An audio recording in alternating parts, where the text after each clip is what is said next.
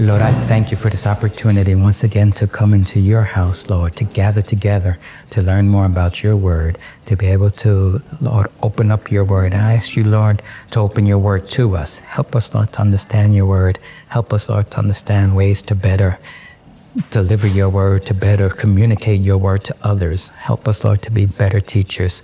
Help us, Lord, to do your will. Let your will be done in us as it is in heaven. In the name of Jesus we ask. Amen. A couple of things before we start. Today we're going to be talking about The Dynamic Classroom. It's a book written by Billy Davis. It doesn't seem to be in print anymore. It's not on Amazon, but it's on websites where you can just get a version of it for free. If you just look for The Dynamic Classroom by Billy Davis, you can get a free version of it. Or if you want to text me or email me or text me. Yeah.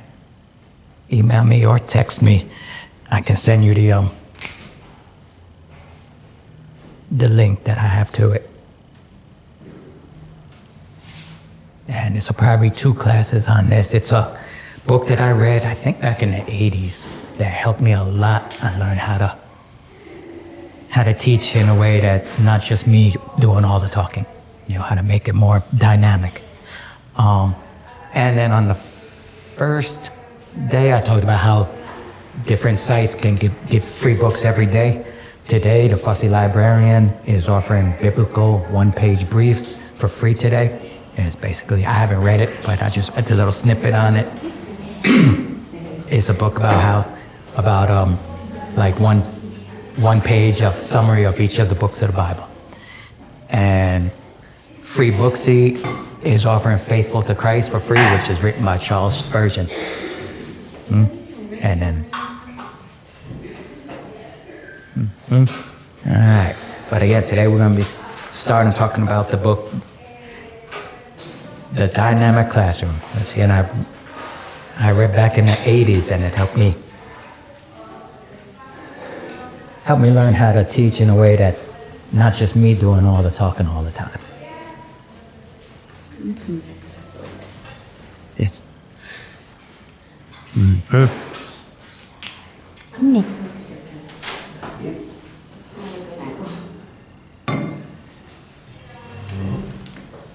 in chapter 1, it talks about how Jesus was a dynamic teacher. And in John 1:37 through 41.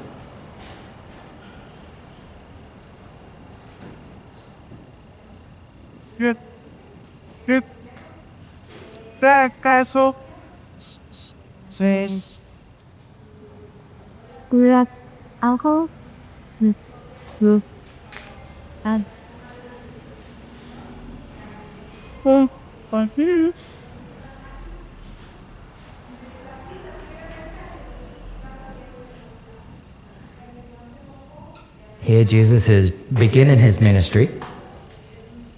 Starting in verse 35, actually, it says. It starts at, actually, what I got here.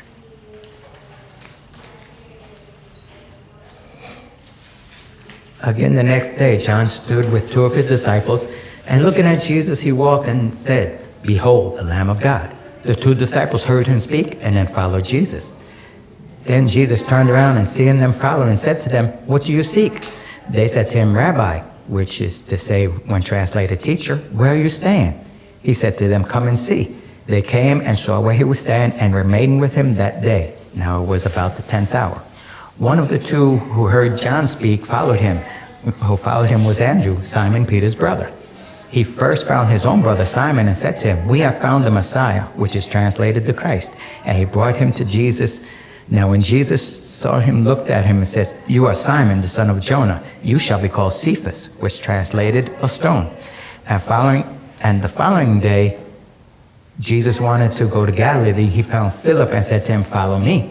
Now Philip was from Bethsaida, the city of Andrew and Peter. Philip found Nathanael and said to him, "We have found him of whom Moses in the law and also the prophets wrote, Jesus of Nazareth, the son of Joseph." And Nathanael said to him, "Can anything good come out of Nazareth?" Philip said to him, "Come and see."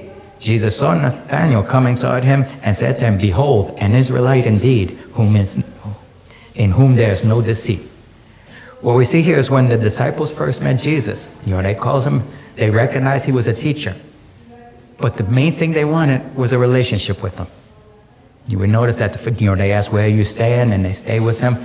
And that is one thing we as teachers have to be able to foster. And we have to be able to develop is relationships with our students. If it's just us standing up at a podium and just speaking and that's it, it's not going to be a dynamic classroom. If you have a group that you're working with, one of the main things that they want, and that you should also want, is a relationship.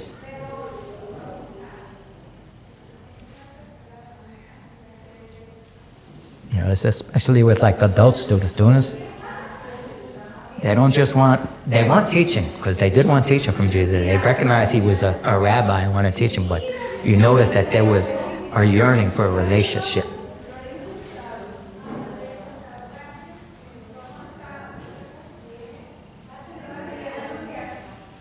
And he provided that relationship. You notice when he saw Peter, what was the first thing he said to Peter in this account? What are you seeking? That was where he said, I'm gonna see you. And they brought to him Jesus. Now when Jesus looked at him, he said, you are Simon, the son of Jonah. You shall be called Cephas, which is translated stone. You think Jesus didn't know that Peter was very impetuous and very wavering back and forth? And the first thing he does is he calls him a rock. You think Jesus didn't know Peter's personality? Yet he started the relationship on a positive note. Not on what he knew Jesus was, but what he knew that not on what he knew Peter was, but what he knew Peter could become. Same with Nathanael. Philip goes and tells Nathanael, we found the Messiah. He's Jesus of Nazareth. What does Nathanael say? Yeah, can anything good come out of Nazareth? What good could come from the Nazareth? You gotta be kidding me. That little rickety town, how Messiah will come out of there? And yet, when Jesus meets him for the first time, what's he say to Nathanael? Yep, that you're a true Israelite in whom there's no deceit. You think he didn't know about Nathanael's rude comment about him? Yet, even with that, he starts the relationship on a positive note. And that's the thing.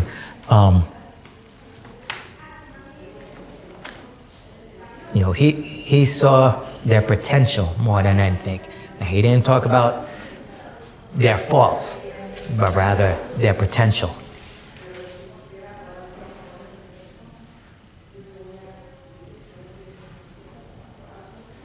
See the student potential and speak about that rather than their faults.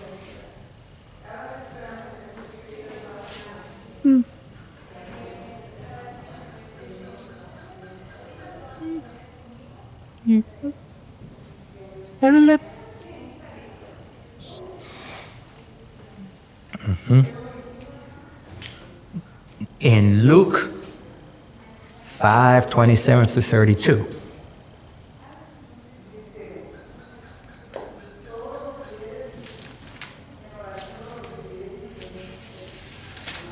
We have where Jesus meets Matthew. After these things, he went out and saw a tax collector named Levi sitting at the tax office, and he said to him, follow me. So he left all, rose up, and followed him. Then Levi gave him a great feast in his own house, and there were a great number of tax collectors and others who sat down with them, and their scribes and the Pharisees complained against his disciples, saying, why do you eat and drink with tax collectors and sinners? Jesus answered and said to them, those who are well have no need of physicians, but those who are sick. I have not come to call the righteous, but sinners to repentance. Also, when it comes to being a teacher and having relationships, you can't have prejudices, whether they be racial, gender, whatever. You have to break all that down. What do you know about what the Jews thought about tax collectors? They were the bottom. They were worse than prostitutes. The Jews felt tax collectors were worse than even prostitutes.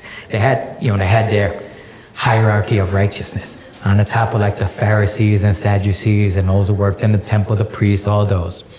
Then under that were like other faithful Jews. Under that would be like prostitutes and just really bad sinners. Under that would be Gentiles. Even if they were supposedly trying to be righteous, if they Gentiles, they even worse than prostitutes. Then under that, the very bottom were the tax collectors. And that's because they basically were betraying the nation. They saw them as total betrayers of the nation, and by betraying the nation, they were betraying God, because that nation was God's nation, God's people. And so they were worse than any of the other ones. All of them were sinners, but they were the worst of them all. They absolutely hated tax collectors. Above tax collectors would have been Samaritans. Yeah, and I think Samaritans would have been actually even below Gentiles, because the Samaritans had mixed in with Gentiles.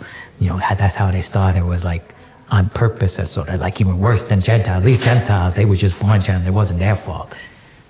You had that whole thing way on the bottom were tax collectors. And here Jesus is going to a party at Matthew's house with Matthew, the tax collector, and with a whole bunch of other tax collectors. And Pharisees and Sadducees why are you eating with them? And they're a bunch of tax collectors and stuff. And that's one of the things if we're going to have a dynamic group, there may be people that come into the group that you used to not hang around with. You used to not hang around with that type of people for whatever reason. You have to break down those type of barriers in you. Mm-hmm.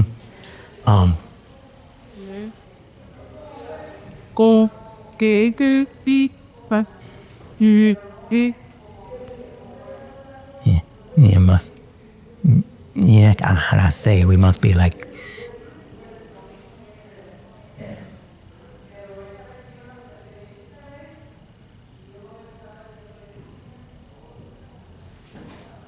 Prejudices that we may have had before. No, that's a J. Preju. I believe that's it. I think that's right. I think that's it.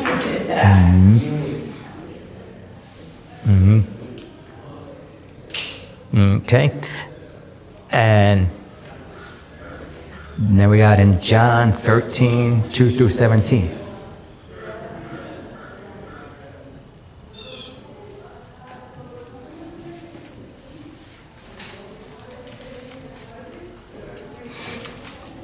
Here we have where Jesus washes the disciples' feet. It's after the Last Supper, and he comes and he washes the disciples' feet. And in verse 13, he says, "You call me teacher and Lord, you say well, for so I am.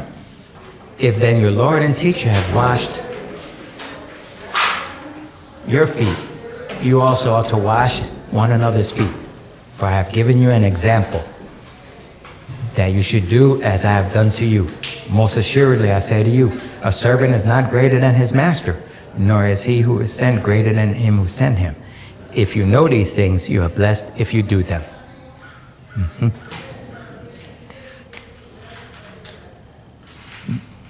There's a couple of things from this. One is Jesus is showing humility. And we as teachers, we have to be humble. We can't think that we know it all. And that's one of the reasons why it's so good to use the questioning techniques that we talked about the last 2 weeks, because we don't have all the answers. We don't even know all the questions that people are struggling with.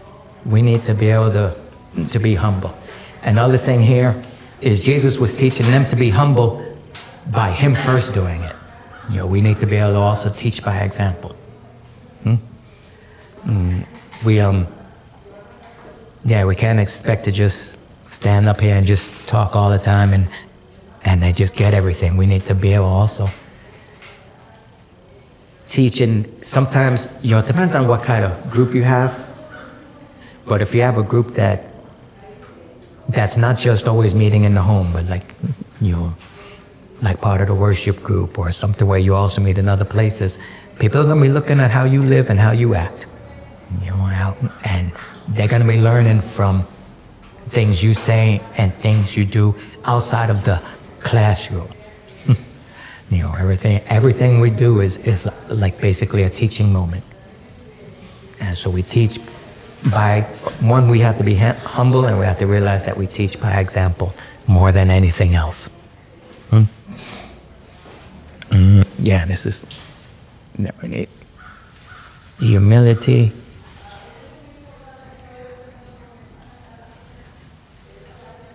And also teach by example.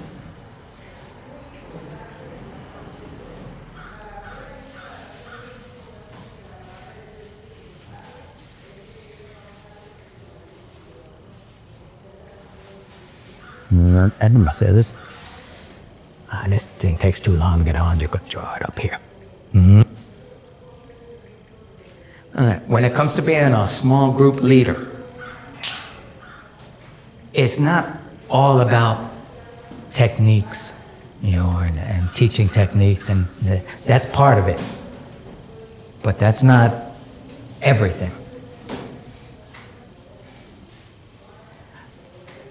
It's also about relationships and having fostering a relationship with your students and helping students foster a relationship with each other. And that's why I have people at tables rather than in rows, because it helps you to be able to speak with each other when I ask questions and stuff. All right? And there's what's called you've probably seen this, it's called a learning pyramid.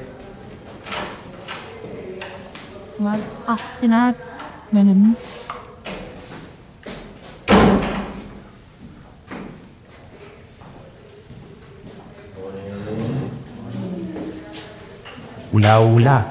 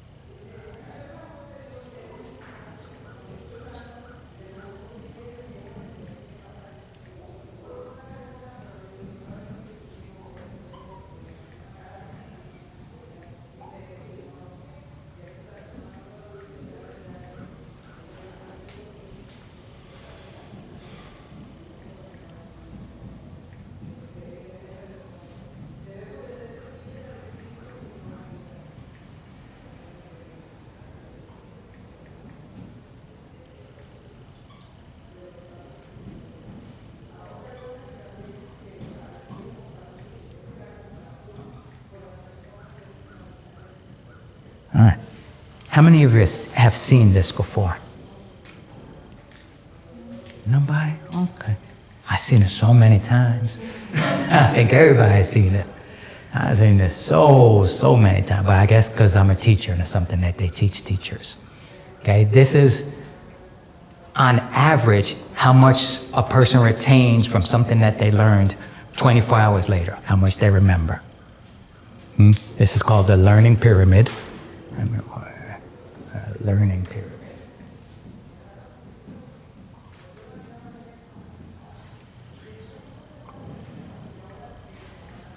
And this is like the average retention rates after 24 hours.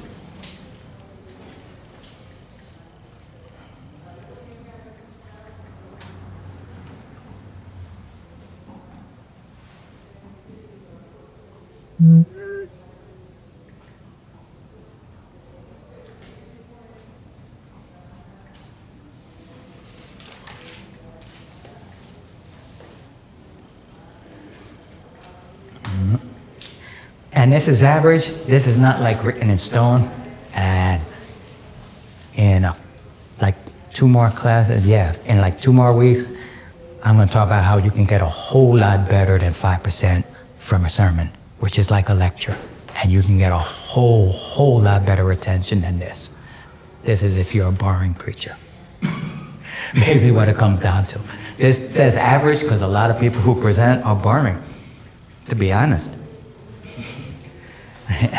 But you can I get a whole lot better than that. A whole lot better than that. Okay? And in a couple of weeks we'll start on large group presentations. And in large group presentation, this and audio visuals and sometimes demonstrations about the most. You really can't get much in the discussion or practice or other teaching others. But even with this, you can get a whole lot better than 5%. But if you're boring, you can expect. If you're boring and all you do is talk to the students and you're the only one talking, you can expect one day later them to only remember 5% of what you said. In just one day, they forgot 95% of what you said. That's a lot. That's really bad. But that's how unfortunately, I've seen churches, I've been to a lot of Sunday schools, and I've seen a lot of Sunday school teachers who are not good teachers. And you can bet the next day nobody hardly remembers anything they said. Okay, and then it goes up. Reading, if you're just reading the material by yourself rather than listening to somebody else, you retain more than if you were listening to somebody else. Okay? And then after that, audio visual, if they start having some slides and something there that helps you retain a little more. Demonstration, if they kind of like show a little experiment, show something up there that's like, wow, then you retain more. But then notice where discussion group is. Okay? Last week, Olivia hit on this. What I want you to do, and then after that, come practice by doing with. And then if you actually have to teach, you remember more. What I want you to do though, talk in your tables. Why is discussion groups so much better than just listening or reading? It's like talk. Why do you think? Why do you think discussion groups are like 10 times better than just listening to somebody else? You're kind of combining some of those other ways. Yeah, throw it in the table. Or like you're having to engage in some other way. The hazards, what is talk? You can say, you say that. Just say this. Active listening? There's like sharing of ideas. Yeah, active listening and he's bringing everyone is just lecture on which kind of things out a little bit. Most of us stop the direct thing. It's got to get the answer in a group setting. Then you just like be the artificial was up. Yeah. No. It's the point whole for something. ¿Y usted qué dice, hermana?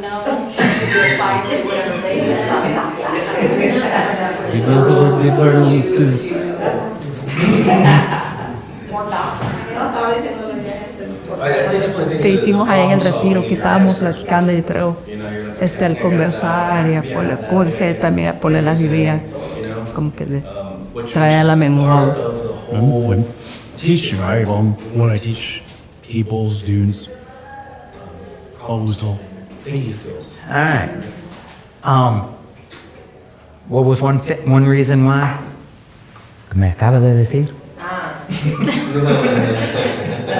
Like we were on a retreat, and you were at an kind of dynamic. We were talking, you were sharing our ideas, and I helped to retain a little more fun. One thing, it's it's more interactive. You get more than just one perspective, because if I'm the only one teaching, you only get my perspective.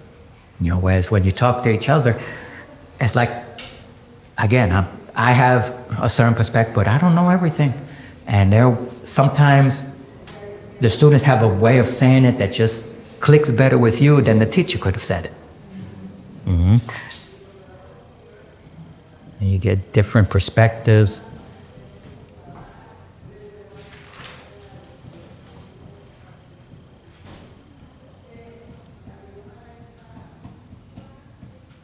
Over in this table, what were some of the things you had said about why discussion seems to help a lot more?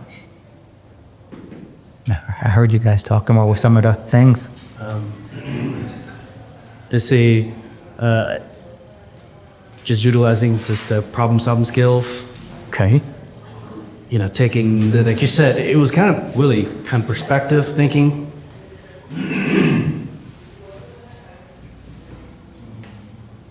Having a personal conversation, you're in active listen.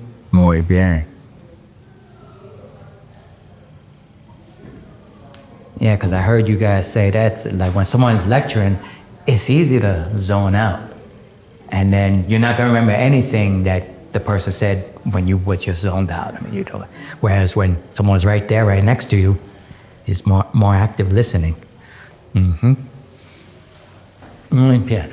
This is why it's so important to ask questions and have times where the students can actually talk with each other, and not just you talking all the time. It's not you did this a lot of times. Unless you're really good, you can get more than that. In preachings, I do get more than that, but we're going to talk about that later. And there's more reasons. A lot of times, this is just human nature. Mark, do you remember more things you say or things that someone else says? Probably what I say. Yeah, everyone's like that. We all remember more what we say than what anyone else says. More than our daddy says, more than our mama says, more than our wife says. We remember things we say. It's more personal. It's like, I said it. You know, I said it, so it must be true. Well, maybe not, but if you say it, you're so much more likely to remember it. And that's what helped bring this up so much, because you're not just listening to what others say, and you're giving also your 2 cents, giving your opinion, and what you say is the most important thing anyone could say in the room. Right, Mark? Right, Yvette? That's right. What I say, that's the most important anyone got to say. We have that, even if we might not be conscious of it, we have kind of that impression that what we say is very important. If it weren't, we wouldn't be saying it. You know, even though someone else might be saying something, what they say might not be so important. But what we say, hey, it's just part of human nature. And so that really helps to bring up the retention so much. You know, is when students not only actively listening, but actively participating. You know, actively speaking. That's just part of human nature, that we think what we say is very important, and we remember what we say. It's always weird to me when someone forgets says something contrary to what they had said maybe a month earlier. Sometimes, but you said, and it's weird. Oh, I don't. It's always weird to me when that happens, when someone says something different than what they said before, that they don't remember what they said before, because I know how much we remember what we say. Okay? And then other things that are even more than that is like practicing by doing, which is why if you have a group that's not just always meeting in the home, but actually also doing some type of ministry, that also helps to cement their learning. If you're teaching them somewhere in the home or in the church or something, and then also going out and ministering and being able to practice that's even better. And then as people teach, they end up learning more. Okay? All right. That was all chapter 1.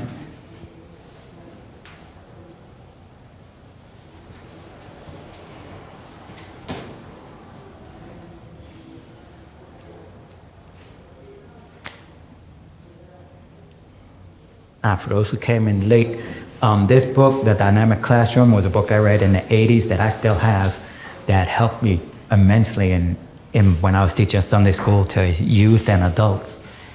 And you can't get it on Amazon, it's not there, but you can get free copies of it by just looking up The Dynamic Classroom by Billy Davis, and that you could just like download, or I think there's a website actually that you could click on and you can read the whole book.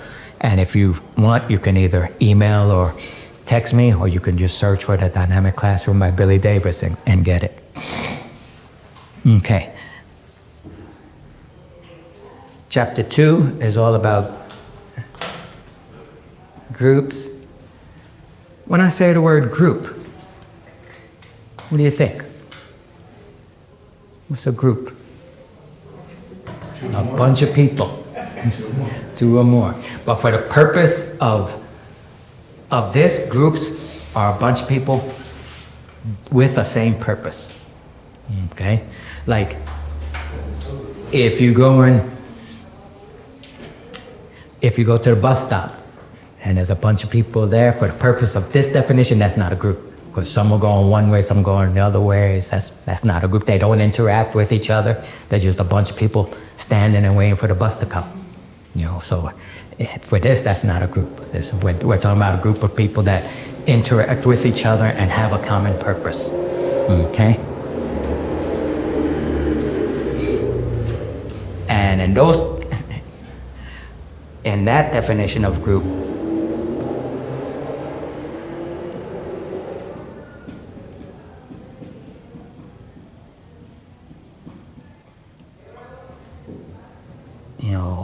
all groups have certain characteristics. The first one is interaction.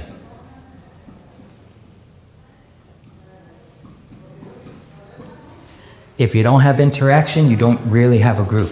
You have like a bunch of people standing at a bus stop. There's a bunch of people, but they're not really a group. And if it's just the teacher always talking, and the students just looking at the teacher all the time, and that's it, you don't have a group. And you could be called a small group leader, but you don't really have a small group. You just got a bunch of people that come somewhere and listen to you and then leave. And that's not really a group. Okay?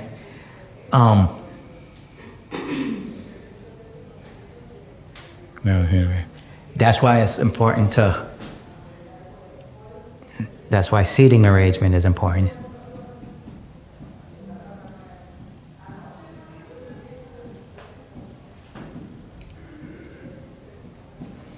You should not have what's considered the traditional schools of rows of seats and everyone just looking at the teacher.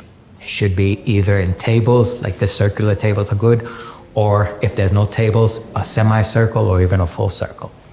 Right? It should not be rows and everyone just, because that doesn't foster speaking to your partner and speaking to others. It just fosters you just looking like watching, kind of like watching a movie. And again, I've seen a lot of even adult Sunday school teachers that's all they have, just the traditional, this is basic, that's basic.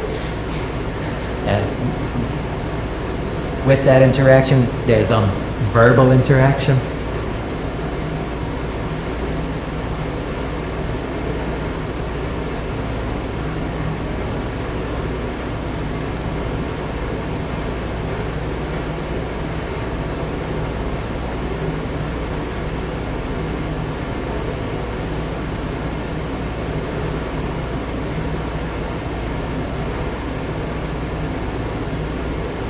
A lot of small group teachers are able to get this. They'll get verbal interaction where the student will talk with the teacher, but they miss this part.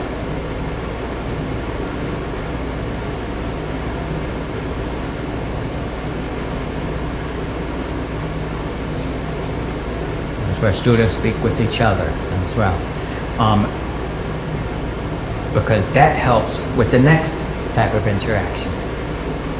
One, it helps with the learning, as we saw with discussion groups, but it also helps with this next type of interaction.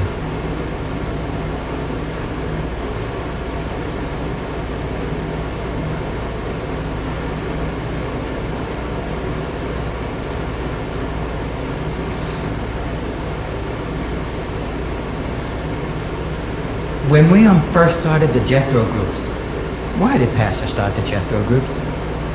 What was the purpose?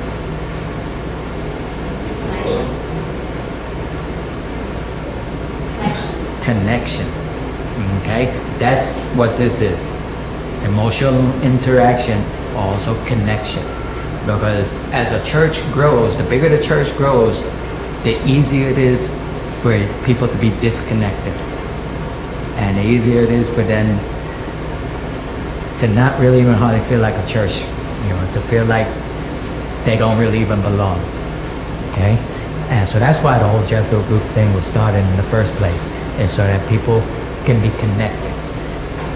Everyone wants to be connected. Even people who are normally loners, they do want some type of connection, some type of friend. They just have trouble doing it. And they have trouble connecting, but that doesn't mean that they don't want to connect. It's just that they have trouble. And so it's the teacher's responsibility to help foster that connection. One way is through discussion groups, and through having people talk with each other. Okay, that's one way.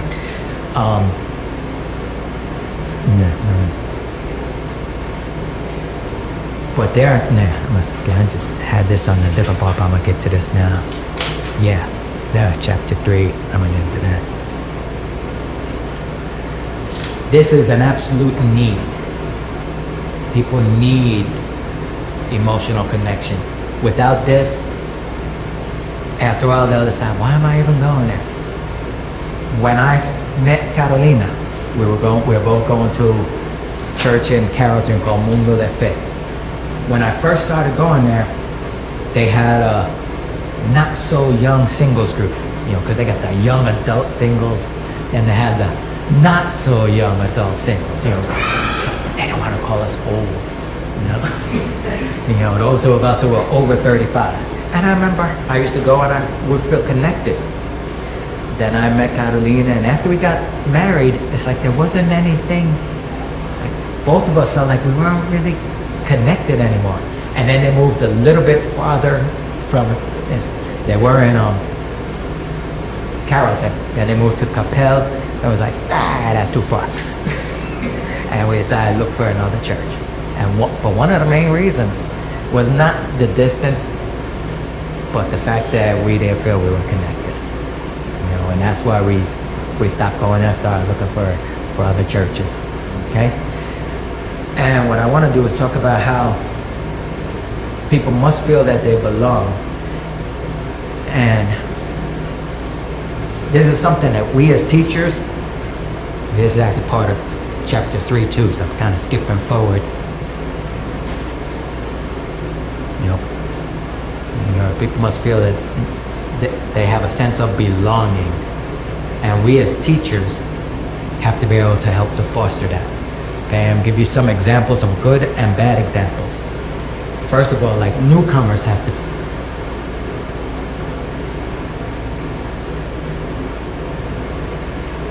feel that they're welcome. Okay? And let me give you some good and bad examples of that. Some times when I'll start with some times when I felt unwelcome, right, or felt uncomfortable. Okay? One time I went to a church here in Dallas. I forget the name of it.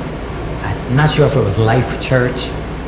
Not sure if that was it. And it was kind of like in the uptown area off of the 75. I remember, I normally wear a shirt and tie to church. I walked in, I was the only person with a shirt and tie in the whole church. Pastor had raggedy old jeans with rips on the jeans, raggedy looking. I mean, and the pastor wasn't even there. A screen came down, and the pastor was in their main church. Turned out this was like a satellite church, and we were watching his preaching. I was like, that was weird. But then also it's like, I was like nobody with a tie on. And the pastor, he looked raggedy. I was like, and I just did not feel comfortable. That was one time.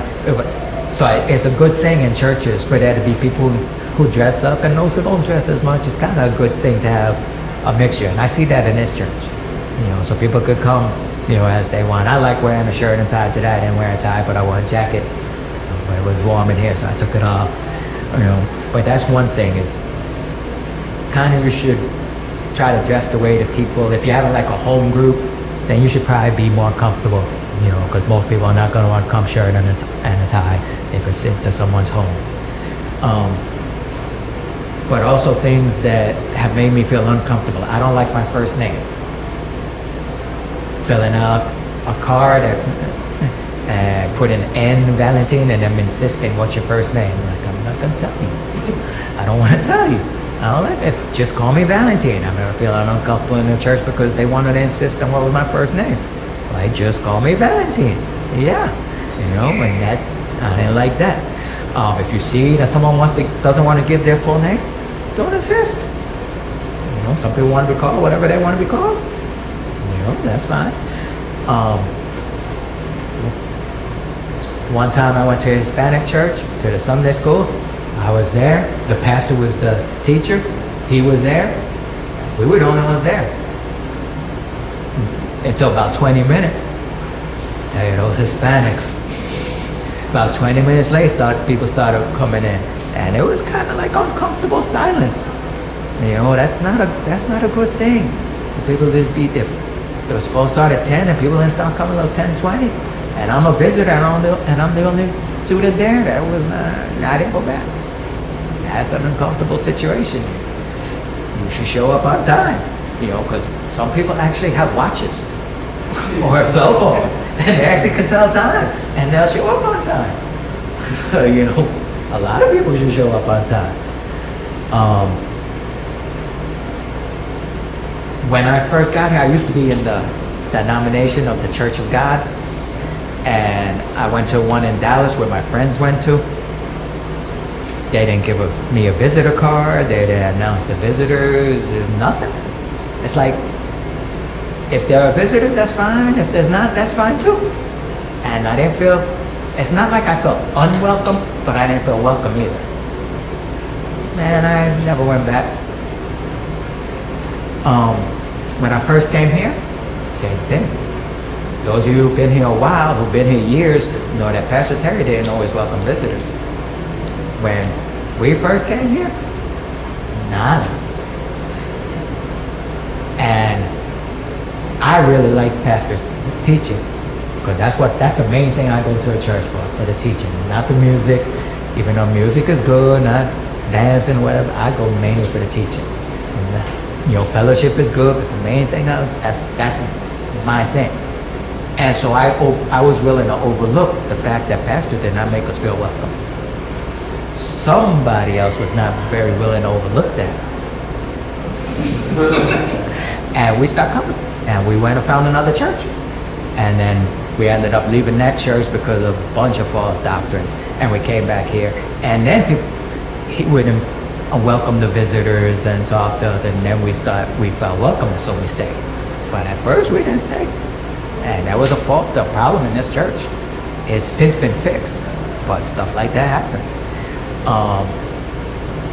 Yeah, but then I've had experiences where I felt very welcome.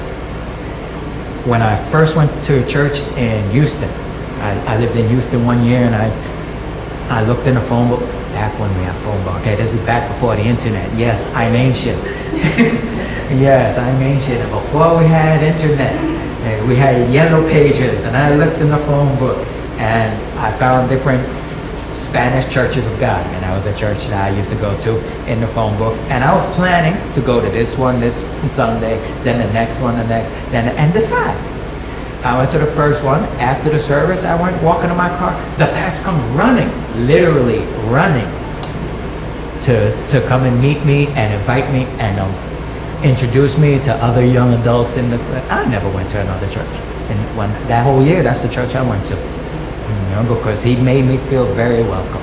You know, he literally ran to make sure I didn't get to my car before he talked to me and introduced me to other young adults. You know, and there was some pretty ones there, so and but then I moved from there. Before that, when I first moved to North Carolina, I found there was only one Spanish-speaking church in the town, and it was like really small and nothing but old people, you know. But they had like a 10 o'clock service, then lunchtime, then the real service at 1 o'clock. The 10 o'clock was kind of like we had a 10 o'clock service, which was just a teaching. You know, it was like that. And during lunch, the pastor shared his lunch with me. You know, he shared his sandwich and everything, and I felt very welcome. He felt like he really was glad that I came, and that was the church I went to for 12 years. And I'm wondering if any of you have any examples of either when you felt really welcome or when you felt somewhat unwelcome. You know, any of you could think of times when you felt either welcome in a church or maybe some other place that wasn't a church, or when you felt really unwelcome, or at least somewhat unwelcome. Any of you could think? I think what magnifies that feeling is if you feel that there's a spiritual component to it. If you don't feel at ease. Like you came here, but your spirit felt at ease, even though you weren't welcome. Yeah. So That does. combine that with is the spirit, the spirit, Yes. And then doesn't. place, and then in addition, are people welcome. Very good. But it's important for the people to be welcoming, because even though I really like the teaching, we ended up going to a different church. Well, I know this hasn't personally happened to me, but I know I've heard from others like about the dressing. You know, like how do I have to look? There's some places that just by your appearance, they don't even want you to come in. I had a cousin where he had visited a church who's on Catholicism as well, and he got judged because he wasn't wearing the suit, and they didn't even let him in. Wow. Yeah, that was kind of rough. Yeah. I visited a church when I was in North Carolina. I visited quite a bit. I felt a little uncomfortable because all the men were wearing suits and ties, and I would wear a shirt and tie, but I didn't hardly have any jackets, and they all, but it was all right. I just went without my suit and tie. You know, it's like they didn't look at me wrong. It was just weird that they all were, and that's why the AC was so cold in that place, because they all had jackets. You know? But and then I noticed in that they had a gym there, and afterward I stayed to play basketball. And I remember the first time I stayed, I was the only one in shorts. Everyone else had sweatpants. You know, they all went to change, and I changed too. You know, but I changed in the shorts. And I noticed no one got shorts except me. So but no one said anything to me. No one looked at me evil. No one gave me the evil eye. No one said anything to me. But I visited several times after that, but always packed my sweats after that.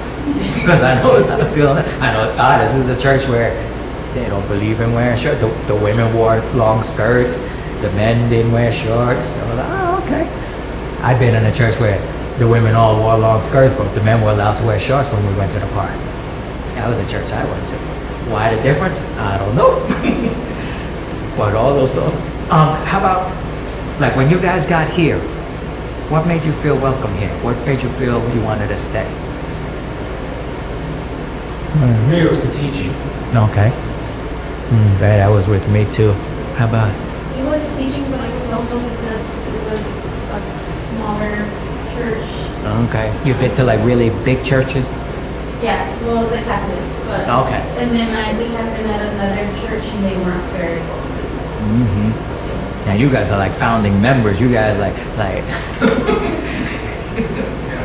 How about you? With me, it was teaching first. I mean, that was the reason, that's what we were looking for. And then we did get approached and felt like the wanting to know us and our background made us feel woke. Like, okay, they want to help us. Okay. So what we see is both are important. The teaching, when you're having a small group of teaching, you need to be teaching stuff that will actually help people, that God can actually use you to speak to that other person. But you also have to be welcoming as well. It's not like you should do one or the other. You know, you should do both. You know, some people will overlook if you're not welcoming. I was willing to, but we ended up going to another church. Yeah, I think the main thing is like some pastors want members instead of having like, you know, a relationship. So. That's true. Okay. All right. Let me see. I think I'm back. No more.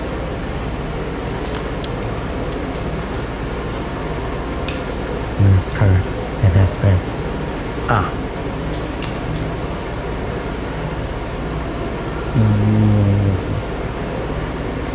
Another thing that helps a lot that not all groups can have, but it kind of depends on the type of group that you have. If you have a group where you can set some type of goals, that helps immensely in the people forming more meaningful relationships and learning whatever you're teaching. You know, if you have some type of goals, like it's hard to limit that thing up and, you know. Maybe like a mission statement. Well, that's one thing, but no, I mean like where you specifically say, you know, we're gonna, like let's say if you had an evangelism group, you know, you would teach about evangelism and you had the goal to reach so many people by the end of the month, you know, or for so many people to come to Christ, things like that. When people are working toward a common goal, it's weird how it helps get rid of disagreements. It's weird. I don't even know how to explain it, but it's weird how it helps get rid of a lot of disagreement. A lot of people see the bigger picture and will just disregard differences that they have with other people to be able to meet that goal. You know, it's kind of like England and France have hated each other for hundreds and hundreds of years. Then Hitler came on the scene, and they had the goal to defeat Hitler, and they became allies. And they've hated each other for hundreds and hundreds. They had a war that's called the 100 Years' War, and it literally lasted 100 years. I mean, can you imagine a war that lasts 100 years? That's how much, and they've always hated each other. But then, well, they have what's called a common enemy. That's another, a common enemy will also help you forget about your differences. We do have the common enemy of the devil, but sometimes we forget that. We forget that we have a common enemy. And one thing that helps us remember that is to have some type of goals. And not all groups can have goals. Some of them are just more about it. But if you have a group that's some type of ministry, goals are very, very good to help get rid of disagreements and to help to unite the people and to get them to interact more. Okay? And it just becomes, to help the group be more dynamic. All right, chapter 3, we already kind of started. It's about belonging. Okay? And it's about the needs. Yeah, it's about different needs. One need that people have is, the main need that they have is belonging. But then another need that people have, which may sound weird, is a need for control. An unhealthy extreme is when you want to control and manipulate other people. So I'm not talking about that. What I mean is people expect to be able to have some type of input into the learning. People expect to be able to be allowed to have input, to be able to speak their opinions and be able to say things about what they think, even though sometimes at first they're uncomfortable doing that. And that's why you have to foster that by asking questions. Okay, but they do actually have that as an expectation that they want to have some type of input. So when they want some type of input into the learning.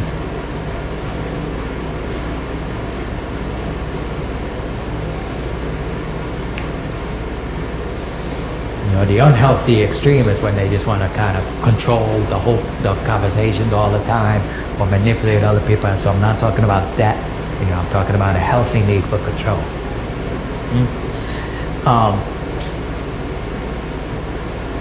Everyone has a need for affection.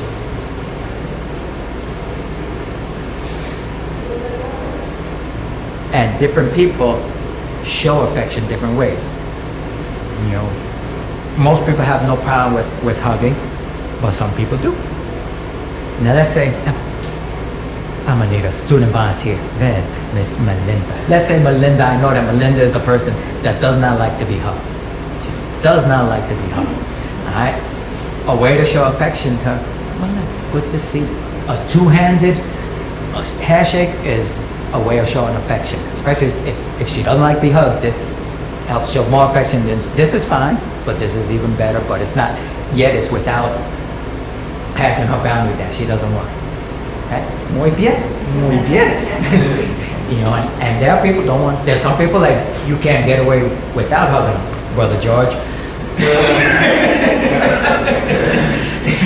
There's some people you gonna hug them, you like it or not. You know, but there's some people don't like to be hugged, and most people in our church, at least what I know, have no problem with a hug. While some people, if you notice that they don't like it, then the two-handed handshake is a good way of showing affection. It respects their boundaries, and it shows more affection than just a regular handshake. And everyone needs some type of affection. The other way is just actually talking to people and asking them, how are you doing, and including them, again, asking questions and letting them have their part in the lesson, have their part in the learning. Is also a way of showing affection.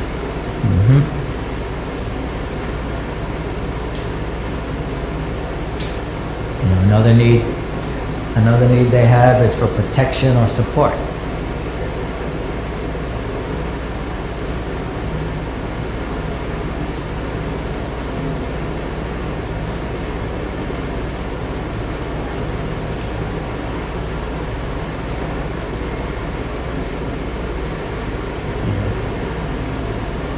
Everyone needs support when they're going through a tough situation. We could see in the Bible when Job went through a tough situation. His friends came, and I forget how long it says they just sat there and didn't say anything. I forget how long. I don't know if anyone remembers how long. It was like, I think days. It was like for like days. I don't know how many days that were. They just sat with them. They didn't say a word. And sometimes, a lot of times when someone's going through a hard time, we think, I don't know what to say. And that's true, no one knows what to say. I don't know what to say. I'm not a person that's very good with words of comfort, and I say something that just lights people up. That's not me. That's not my thing. Alright? But being with someone when they have a difficult time, going to visit them, Carolina and I plan on going to visit. As many of you probably just found out recently, that Mary is in hospice. And I was thinking, I haven't seen her in a while. Her and Tomas, I hadn't even thought about. I didn't even notice I hadn't seen them in a while. And so we're planning on going to see her this week. And I don't have any big words of wisdom, but we'll pray with her and we'll talk with her. Is she at the house or somewhere else? First I said hospice. And did you get the address from the daughter yet? Not yet. Okay, because we had. Just to the daughter, and take me back. We could go during the week, and just to stay a little while with her to get tired. Yeah. And then I asked him to send me the edit, but he hasn't answered. Okay. And that's something, as a church, we should all be willing to do, going and visit people in difficult times. Because also Tomas, I imagine he's going through a hard time with his wife in hospice care. It looks like, from what they said, there wasn't much hope. Which that doesn't sound good. And also, talking with Crystal, because I know that she loves her grandparents. She loves her grandparents very much. There's difficult times. There's times that you might not know what to say, but let her know you're praying for her. Talk with her, say hello, and stuff like that. All that stuff is needed. It's also needed if you're the leader of a group. That's also needed. And then this is what one of you already touched on: social comparison.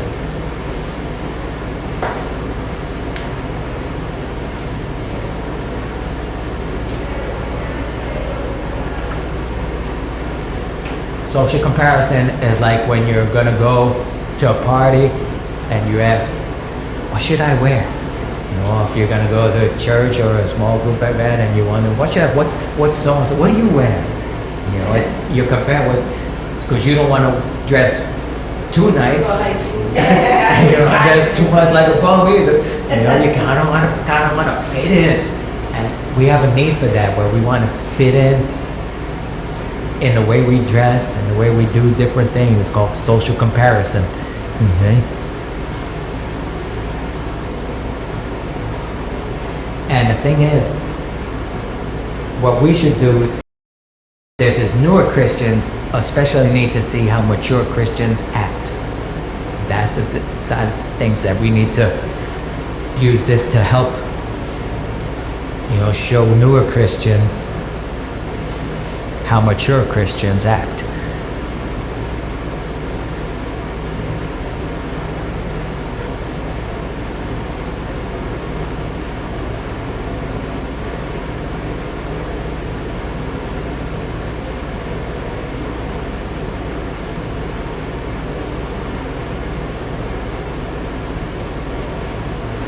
And again, that goes to how we teach by doing, and not just by teaching, but also by doing.